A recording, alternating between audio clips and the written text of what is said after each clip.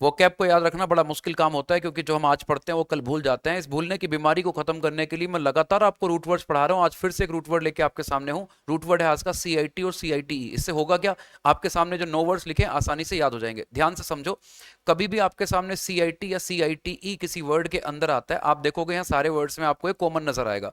तो इसका मतलब है कुछ जाके किसी को बताना, किसी को सुनाना, किसी को कुछ कहना। जब भी आपके सामने ये आता है तो किसी को सुनाना, किसी को जगाना, किसी को कुछ बताना, ऐसा मीनिंग आपको निकाल लेना है। आपके सामने जो वर्ड्स लिखे हैं इन सबके मीनिंग को डिस्कस करते हैं।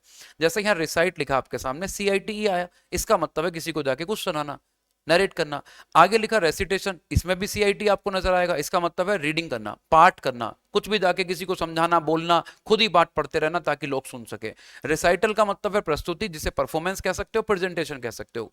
साइड मतलब है किसी को जाके उल्लेख करना, किसी को एक्सप्लेन करना, कुछ भी आपको मिलेगा। आगे सिटेशन का मतलब होता है संदर्भ, रेफरेंस देना किसी को। इनसाइट का मतलब समझो, इनका मतलब है इनसाइट और साइट मतलब है बोलना किसी को, किसी के अंदर जाके कुछ भर देना, मतलब उसे भड़का देना, उसके गुस्से को जगा देना कि भाई ऐसा ऐसा बोला उसने।